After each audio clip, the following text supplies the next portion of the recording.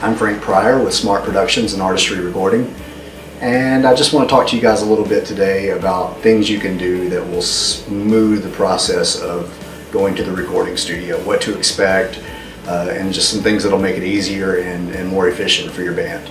So let's jump right in. The first thing I want to talk to you guys about is practicing with a metronome, practice with a click track, especially your drummer. If you can get your drummer solid on the click track, then it won't be any problem in the studio, and your songs will be tighter and punchier and make editing process a whole lot easier if we have to move things around. So it also works for guitar and bass. If everybody can practice with a click track on their own time in band rehearsals, it'll just make the whole thing go a lot smoother.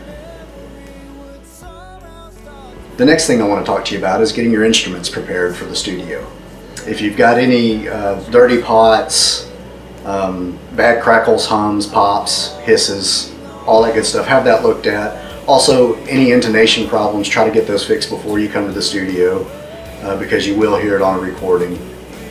Also, new strings, new guitar strings, new bass strings, go ahead and put them on a couple days in advance and let them stretch out. New strings always sound better to me. New drum heads, very important. Drums sound much better with brand new heads and if they're tuned properly. The next thing I'd like to talk to you about is drama within the band. If you have it, squash it before you get to the studio. Anytime you're spending arguing or in any kind of conflict, you are wasting time and you're not being creative or productive.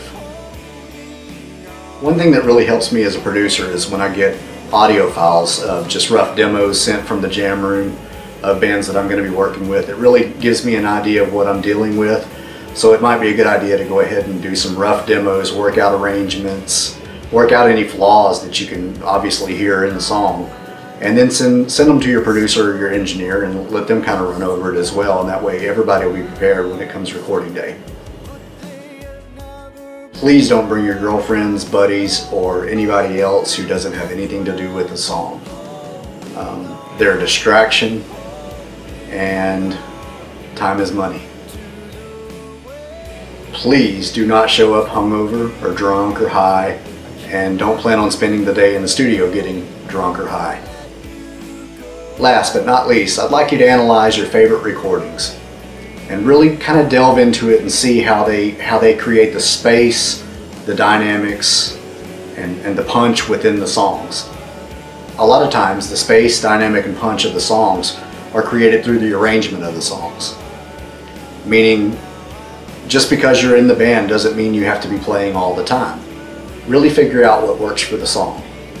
And most importantly, the vocals, to me, are always the most important part of the song.